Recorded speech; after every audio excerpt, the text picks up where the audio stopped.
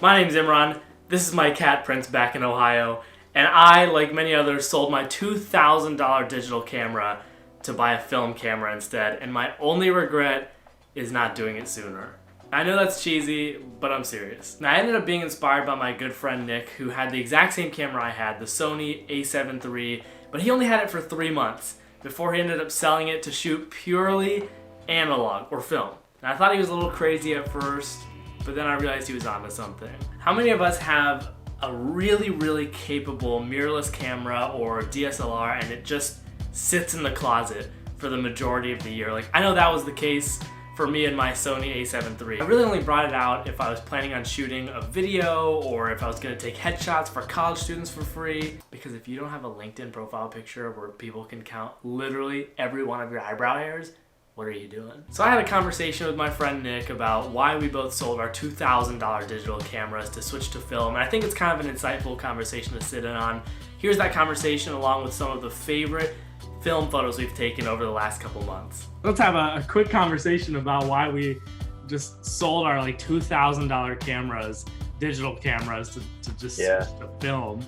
But you had your Sony A7 III for like, what, how many months? I only had it for like maybe 2 or 3 months. Yeah. And I only used it like the first couple days I got it and then like a couple more times. So yeah, it was kind of just like eating away at me that I hadn't used it that much. For me, I know you inspired me to sell my Sony A7 III also, because I was like, I have this really expensive camera that I only use for video, almost exclusively. And I could just have like a Sony a6400, which is half the price and does the exact same quality of video. And I could use that money to buy a nice medium format camera, a nice 35mm camera, and have those. And those, like, I still love the way you phrased it, of saying like it helps you fall back in love with photography, because again, it slows you down and makes you think about it. And I don't know about you, but more often than not, I find myself thinking, oh, that would be a good picture. And then I look at it through the camera and I'm like, oh, never mind.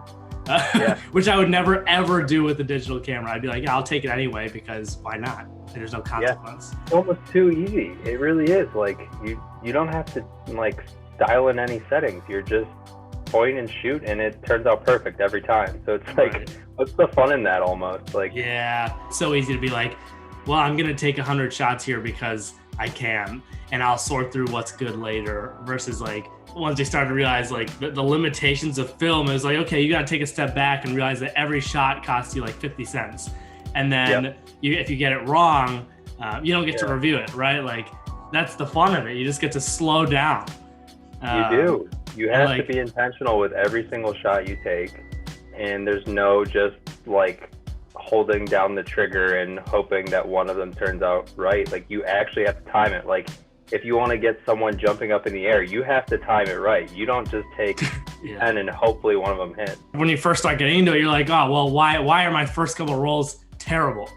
Like, why? You're like, why did I miss focus on all of the shots? Why are they all underexposed? Like, why is this frame that I see on the negative, why is there literally nothing there? Like, I could have sworn I took a picture there. You know what I mean? I think I ruined the first 3 or 4 entire rolls of film that I've ever had. First one, opened the back of the camera, didn't realize you had to wind it back. Didn't do any research, just opened the back of the camera, was like, well, that's not it. Wow. And second one, I wound too hard and it snapped the film, so I lost like half the film. And then like the third time, I didn't put the film in where it was like flush and it came out blank. So it's tricky. You have to actually do some research before you just go out and fire, apparently. And that I feel like that frustration, it's really weird. Like, I think about this a lot, about like how everything now is about getting faster, having more. It's just like, it really is just like more. And film is very much like, okay, let's slow you down. It's really weird. I imagine that people who are like twice our age and grew up shooting film, we're always looking for faster ways to develop it. And then for us, we're kind of like, actually, we're looking for the exact opposite. Like, I know last time I was in Rhode Island, I brought I think 4 rolls of 120 film with me and didn't get them developed here. I just shot them over the span of 2 weeks. And waited. And I was like, and when I got them again, I was like, this is amazing. I forgot I took so many of these pictures. And what would you say is like, what was the turning point for you for like switching to film? Like what was your aha moment of like, wow, this is like amazing. Because I know what mine is, but I want to hear what yours is. I started watching YouTubers shooting on medium format film. Like I started watching Valandez and Willem Verbeek shooting on their Mamiya RB or RZ67s. It was like a 6x7 negative. I think it's like 4 times the size of a 35mm negative. And I was like, oh my God, their pictures look the way I've always wanted my pictures to look like, and I can never get them to look like that. And I remember buying like a preset pack for Lightroom that was all film. It was supposed to replicate film. And it was great. It did make my photos look like film, but then I thought, why am I not just shooting film? Like, why am I using presets?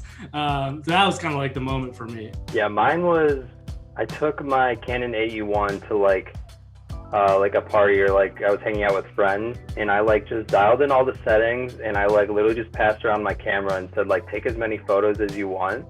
And then I got them developed like 2 or 3 months later, and I didn't like the pictures reminded me of those moments of like hanging out with friends that I actually didn't remember. So like it was so cool to see like, oh yeah, this picture is from when we did this. Just going back and seeing those moments that you forgot was like so cool.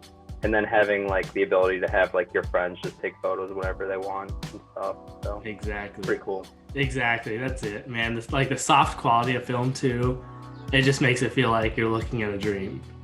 Yep, it really does. I love it. So I'll leave you with this question.